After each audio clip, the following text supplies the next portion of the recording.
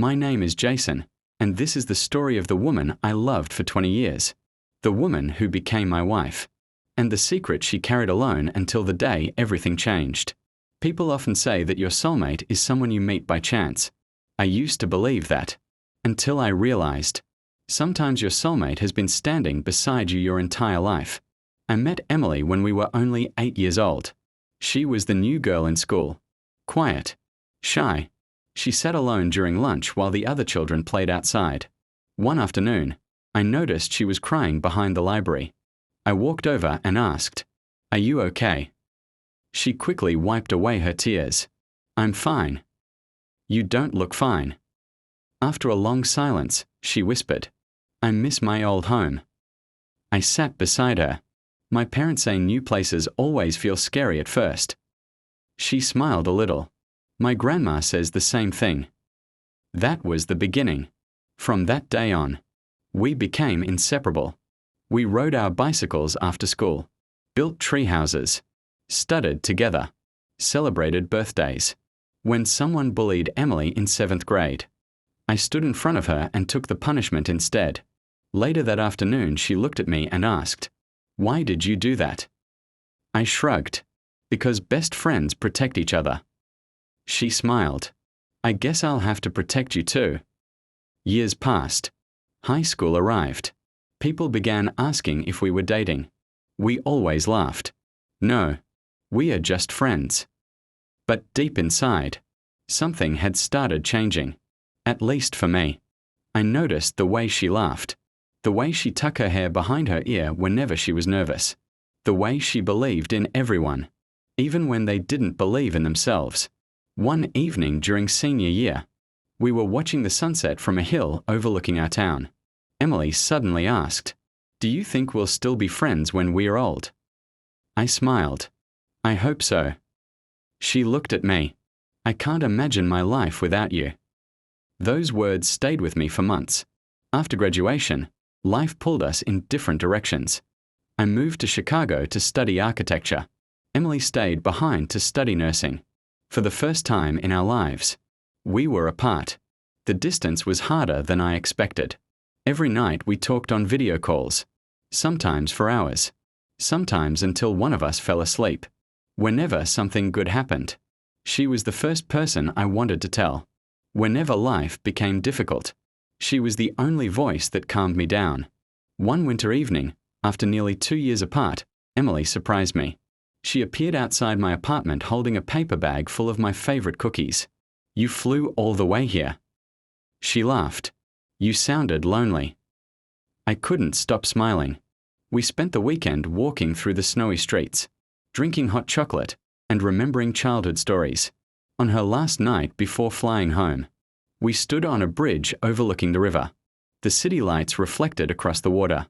Neither of us wanted the night to end. Finally, I took a deep breath. "Emily." She looked at me. "I don't think I've ever loved you as just a friend." She stayed completely silent.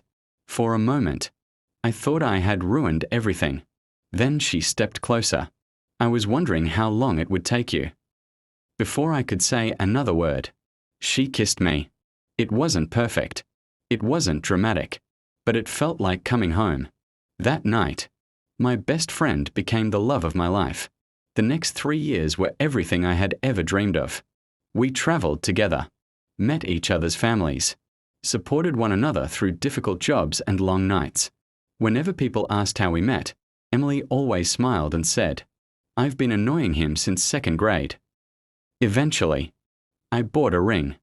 I returned to the same hill where we'd watched sunsets as teenagers. As the sky turned orange, I got down on one knee. "Emily, you've been my best friend for 20 years. My favorite person.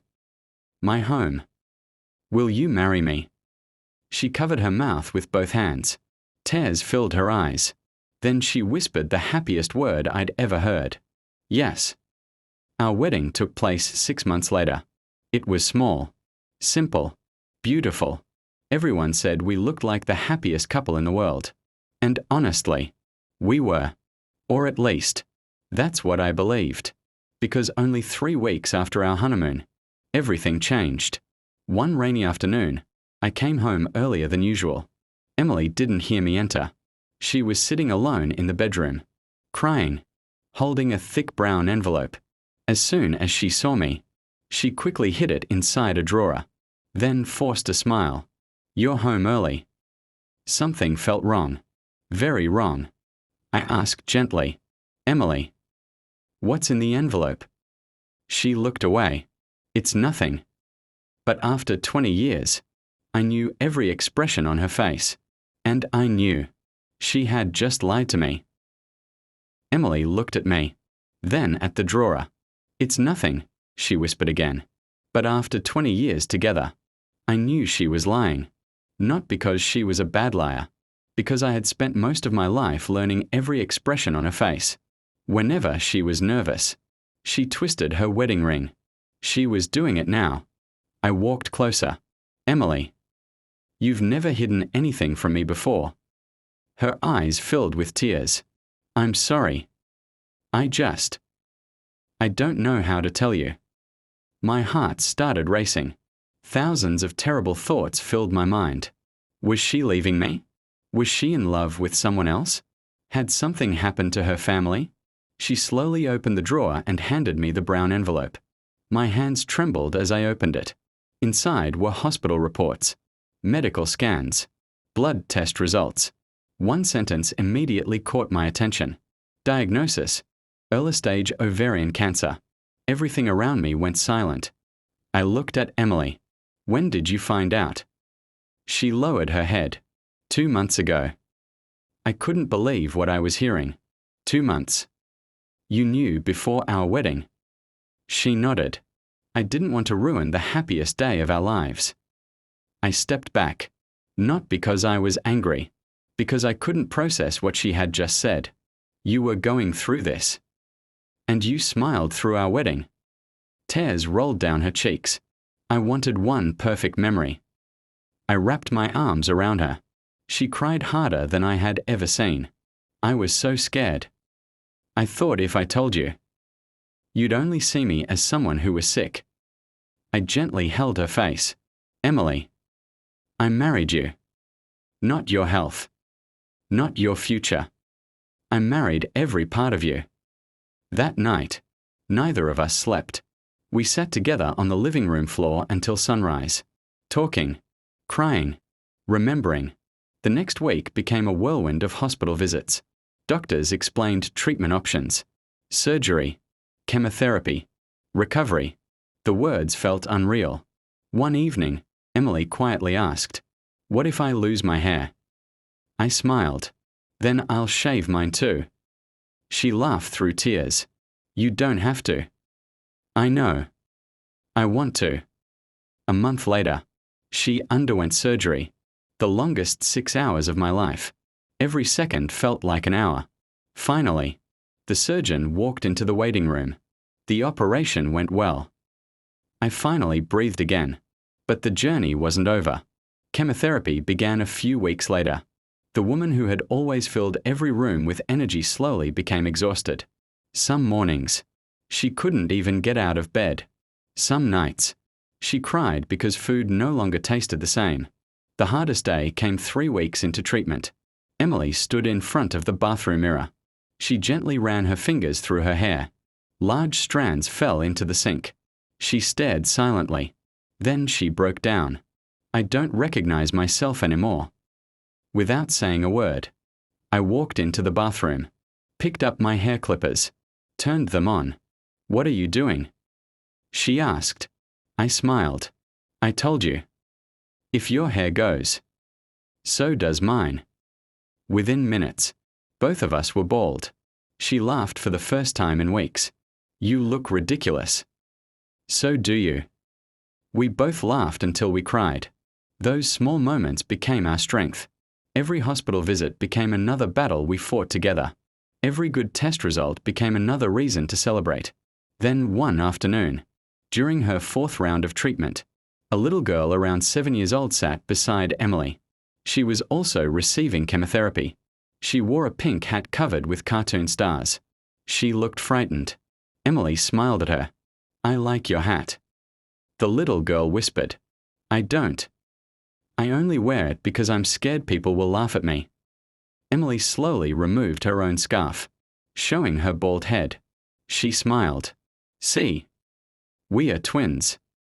The little girl laughed. For the first time that day. Her mother quietly thanked us before leaving. As we walked toward the parking lot, I looked at Emily. Even now. You're making other people feel brave.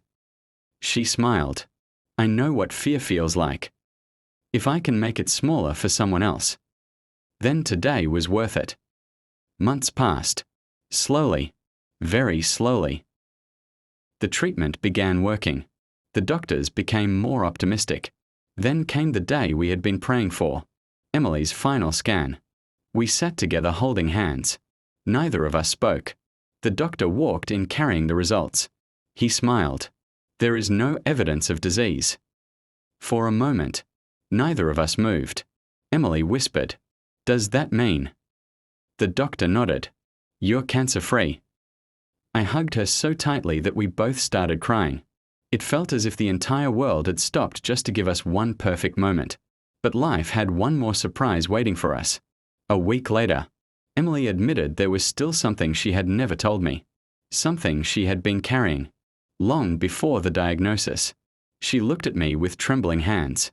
"Jason, there's another secret. One that could change our future forever." When I asked Emily about the envelope, she took a long, trembling breath. "There isn't just one secret," she whispered. "I've been hiding another one for much longer." I sat beside her and gently held her hand. "You don't have to carry this alone anymore." She looked at me with tears in her eyes. "Before we got married, the doctors told me something. They weren't sure if the treatment would leave me able to have children." My heart sank. She continued. "I was terrified. I knew how much you've always dreamed of becoming a father. I thought that if I told you before the wedding, you might feel like you were giving up that dream." I couldn't believe what I was hearing. After everything we'd been through, she still thought I would choose a dream over her. I took both of her hands. "Emily, when I asked you to marry me, I wasn't marrying the future I imagined. I was marrying you. If we have children one day, I'll be grateful. If we never do, I'll still be the luckiest man alive." She burst into tears and wrapped her arms around me. For the first time in months, she smiled without fear. Over the next year, Emily slowly regained her strength. Her hair grew back. She returned to the hospital, not as a patient, but as a nurse once again. The children in the oncology ward remembered her. One little girl ran up to Emily and said, "You're the brave lady with the pretty smile." Emily knelt down and hugged her. "You were brave too." Watching her comfort those children reminded me why I had fallen in love with her. She had a way of making everyone around her feel safe. One evening, as we walked through a nearby park, Emily stopped beside a playground. She watched parents laughing with their children. Then she quietly said, "Maybe we should think about adoption." I smiled. "I was hoping you'd say that." A few months later, we visited a children's home. We met many wonderful children. But one little boy caught our attention immediately. His name was Noah. He was 5 years old. Instead of running around with the others, he sat quietly building a tower out of wooden blocks. Emily sat beside him. "What are you building?"